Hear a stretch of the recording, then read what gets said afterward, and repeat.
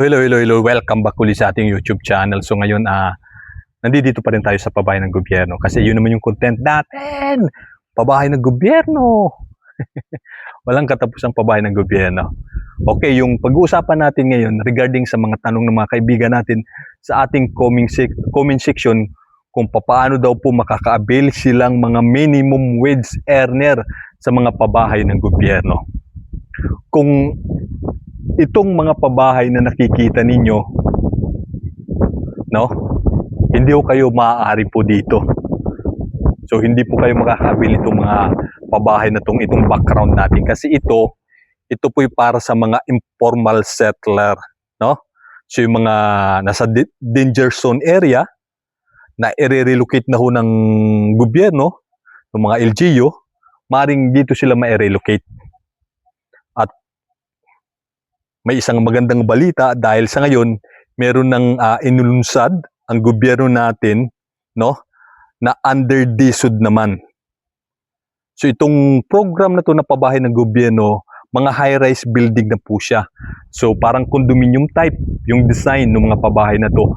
At ito naman ay nakalaan para doon sa mga minimum wage earner, no? Kaya kung minimum wage earner ka at nangungupahan ka, gusto mong hindi na mangupahan, o pwede ho kayong mag-apply, no, sa pabahay ng gobyerno na under DSUD.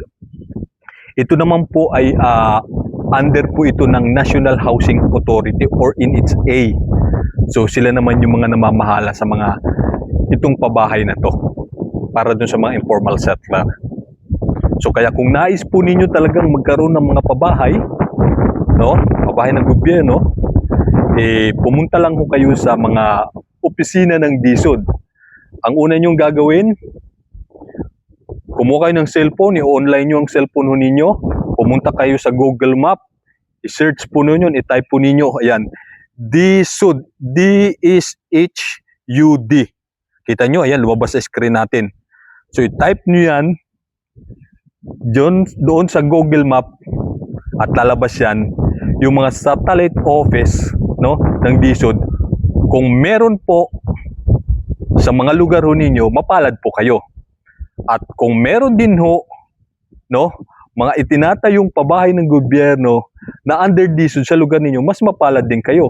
Kasi on-site relocation ho yung mga mangyayari sa inyo. Hindi nyo na kailangang ilipat pa sa mga probinsya, kundi doon na mismo. Kung meron ng mga itinayong mga pabahay ng gobyerno dyan ho sa lugar ninyo kung saan po kayo nakatira po ngayon.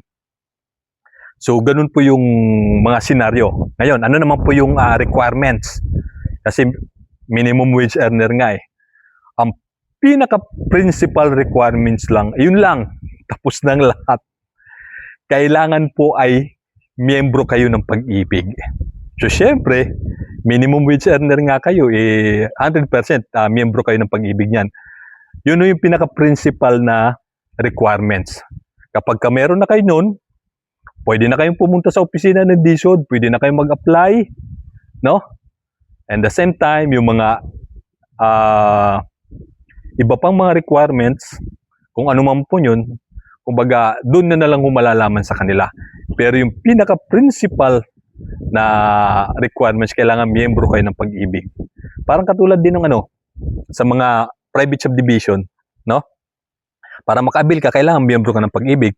Pero siyempre, may range sila kasi, no?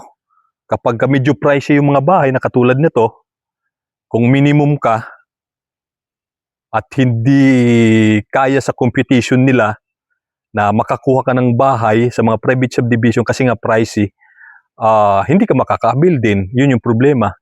Kasi inaano nila doon sa kita mo. So doon sa under DSUD na yun, basta minimum wage earner ka, nagtatrabaho ka, miyembro ka ng Pag-ibig, automatic qualified ka na makabil ng pabahay ng gobyerno. So ganun lang gagawin ho ninyo. Nag-gets nyo po ba? Ulitin natin. Kung gusto po talaga ninyo na makakuha ng bahay, sawa na kayong mangupahan. Kasi sayang yung pera, hindi naman magiging inyo yung pera, yung bahay. Pumunta kayo sa Google, sa Google Map. Wag na muna doon. I-search na doon, ilista ninyo, DSHUD. Ayan, lumabas sa screen nyo. Type nyo. Tapos, search nyo doon sa Google Map, lalabas yun doon, yung mga satellite offices. At maaari na kayong pumunta doon. So, syempre, may mga cellphone number yan o mga telephone number. Huwag nyo tawagan yun. Kasi kadalasan wala sumasagot. Ang daming pindutin mo si ganito, pindut 1, pindut 2, pindut 3 para i-connect ka doon sa mga kumbaga walang direct. Subok na natin yan. Basta ang pinaka the best, ganun ang gawin nyo. Google Map, search nyo DSHUD DSUD. Lalabas yan satellite. Personal na kayong pumunta doon sa opisina nila sa mga satellite offices. So, siyempre, mapalad yung mga meron mamalapit sa inyo. At mapalad din yung meron mga itinayong pabahay ng gobyerno sa lugar ninyo, sa on-site relocation. Hindi nyo na kailangang mag-adjust na malipat pa kayo sa mga probinsya. Kung wala, well, kayong mamimili niyan. No? Kung saan mga probinsya kayo pwedeng mapunta. Or either, pwede rin sa mga ibang, kung meron sa Metro Manila nga na itinayo na, well, kung pwede, yung ibang LGU na doon kayo, kung gusto lang ninyo na doon mapunta, na nasa Metro Manila, siyempre, ang tanong doon, kung pwede kayo. O baka naman kasi, yung mga itinayong pabahay sa isang LGU, para lang doon sa community ng sa isang LGU, sa isang municipality. So, di natin alam. So, maalalaman nyo yun kapag kaya ang gagawin nyo, inquire nyo yun. Pwede ba kayo kamong mag-apply? So, sa isang itinayong pabahay ng gobyerno na under DSUD dito sa lugar na isang municipality kasi gusto nyo doon. Pero kung sinabing hindi, sa probinsya kayo, well, kayo na po bahala mag-decide na kung ano yung magiging discretion ninyo. Pero yun nga, sinasabi ko, sa mga gusto talagang mag-avail, gusto magkabahay, hindi na nangungupahan para magkaroon ng sariling bahay, sa mga minimum wage earner, ganun lang po yung gagawin ninyo. Kung isipin simple, no? Yung mga sinasabi ko, parang punta ka lang sa Google Map, search mo yung DSUD, and then pagka nakita mo yung mga satellite offices mo, pagpunta doon, mag-apply ka na, and then mag-inquire ka kung member kayo ng Pag-ibig. So yun yung isa sa pinaka-importante. Kung hindi ko kayo member ng Pag-ibig, huwag daw kayo pumunta. Kasi may kaibigan na ho tayong nagtanong din sa ating comment section, sinabihan din natin na ganun yung gawin.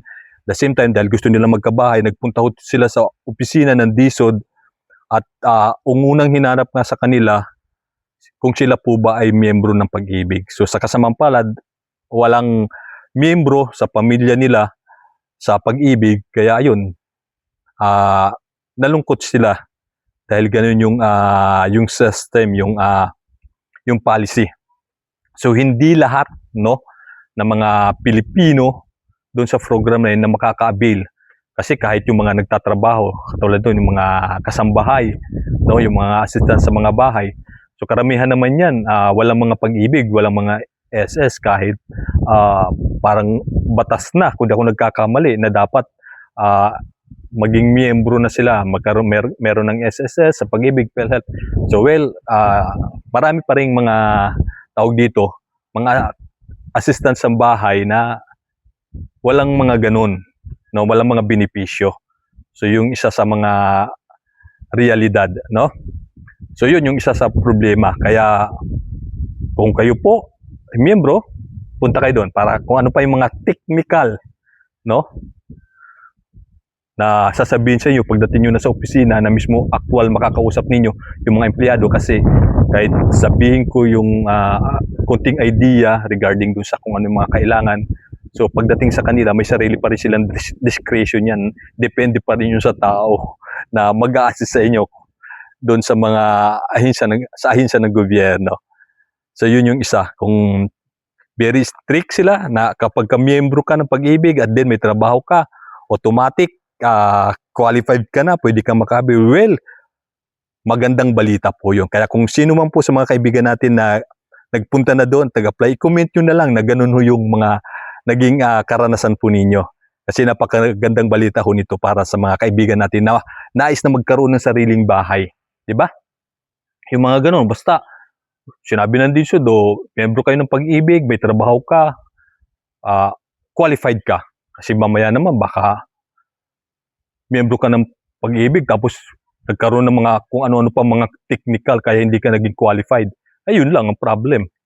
So yun, kaya kung meron man sa mga kaibigan natin nagpunta na talaga doon, kung sino yung mga nais, comment na lang kayo na kung ano yung naging experience niyo sa pag-apply ho ninyo para maibigay natin yung idea at saka yung mga actual na naging karanasan ninyo. Diba? Para naman sa ganoon yung mga kababayan natin na mga nais, no, na magkabahay, magkaroon na sila ng idea kung ano yung gagawin nila. Okay? So sana nabigyan ko kayo ng konting idea. Sana napulutan ninyo ng konting info. At syempre, maraming salamat sa mga walang sawang sumusuporta sa ating YouTube channel, sa mga nagsasubscribe, sa mga nanonood. Maraming salamat po sa inyong lahat. Sa susunod po ulit nating video sa update natin sa mga pabahay ng gobyerno.